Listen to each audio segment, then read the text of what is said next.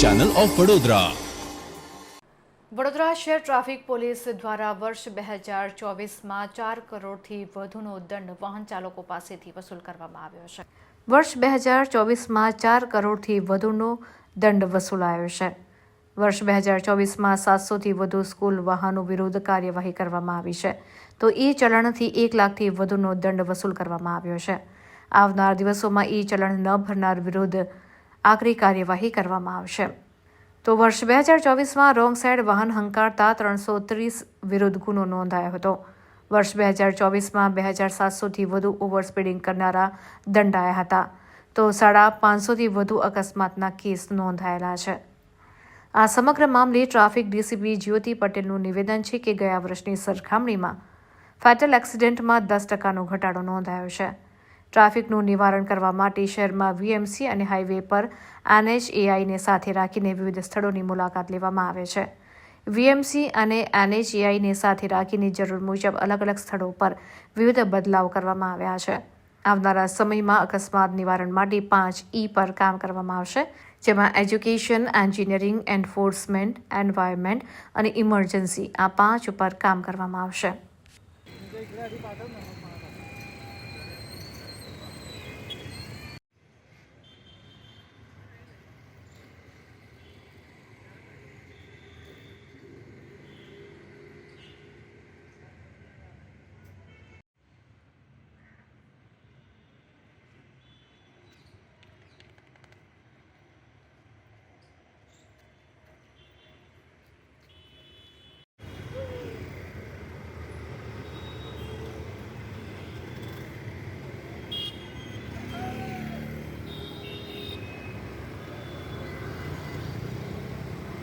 વડોદરા શહેરની જનતા રોડ ઉપર સેફલી હરીફરી શકે અને રોડ એક્સિડન્ટ્સમાં ઘટાડો આવે એના માટે વડોદરા શહેર ટ્રાફિક પોલીસે 2024 દરમિયાન એન્ફોર્સમેન્ટની કામગીરી ગત વર્ષ એટલે કે 2023ની કમ્પેરિઝનમાં 640% ઓવરઓલ એન્ફોર્સમેન્ટની કામગીરી વધારે કરી છે. અને ખાલી ટ્રાફિક પોલીસ જ નહીં પણ બીજી એજન્સીઝ વીએમસી છે, NHAI છે, એમની સાથે RTO છે, એમની સાથે સંકલનમાં રહીને પણ જે કામગીરી અમે કરી છે એક્સિડન્ટને ઘટાડવા માટે, એના કારણે વડોદરા શહેરમાં 2023ની કમ્પેરિઝનમાં 10% ફેટલ એક્સિડન્ટ, ફક્ત ફેટલ એક્સિડન્ટમાં 10%નો ઘટાડો થયો છે.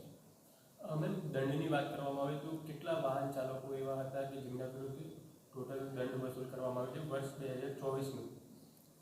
વર્ષ 2024માં સ્થળ ઉપર એટલે પોલીસ પોઈન્ટ ઉપર ઊભા રહીને 4 કરોડથી પણ વધારેનો દંડ 2024ની વર્ષમાં કર્યો છે.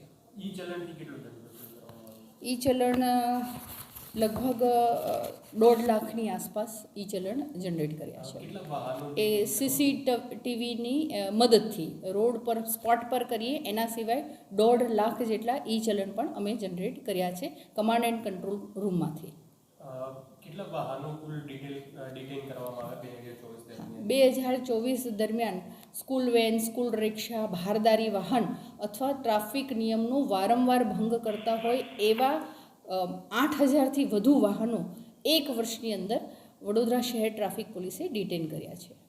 ટ્રાફિકની સમસ્યા ઘણા સ્થળો એવા છે કે જ્યાં ટ્રાફિકની સમસ્યા રહેતી હોય છે, તેના માટે શું પગલાં લેવામાં આવે છે? વીએમસી સાથે કોઈ વાત ચર્ચા કરવામાં આવી છે કે કેમ? જી, ટ્રાફિકનું સમસ્યા જે શહેરમાં રહેતી હોય છે એના નિવારણ અર્થે હાઈવે હોય તો NHAI સાથે અને સિટીની અંદર વીએમસીના અધિકારીઓને સાથે રાખી વડોદરા શહેર ટ્રાફિક પોલીસ એ જુદા જુદા સ્થળોની મુલાકાત લેતી હોય છે અને નાના જે રોડ એન્જિનિયરિંગના પ્રોબ્લેમ્સ હોય છે એ સોલ્વ કરતી હોય છે. ને વીએમસીએ અને NHAI જુદી જુદી જગ્યાએ જે ટ્રાફિકના એક્સિડન્ટ થતા હતા એવી જગ્યાએ સાઇનેજીસ મૂક્યા છે, ડિવાઈડર કટ ઓપન કર્યા છે અથવા બંધ કર્યા છે, સર્કલને નાના અથવા મોટા કર્યા છે, દબાણોને દૂર કર્યા છે, જેથી એક્સિડન્ટને નિયંત્રણમાં રાખી શકીએ. વર્ષ 2025ની વાત કરવામાં આવે તો એવા કયા સ્થળો હશે કે જ્યાં ટ્રાફિકની સમસ્યાનું નિરાકરણ વીએમસી સાથે મળીને લાવી શકાય એવું છે? અત્યારે વર્ષનો અંતે અમે આખું જે વર્ષમાં જે જગ્યાએ એક્સિડન્ટ થયા છે એનું એનાલિસિસ કરી રહ્યા છે અને એના પરથી અમે એક ડિરાઈવ કરીશું કે ક્યાં વડોદરા શહેરમાં કઈ જગ્યાએ વધુ એક્સિડન્ટ થયા છે.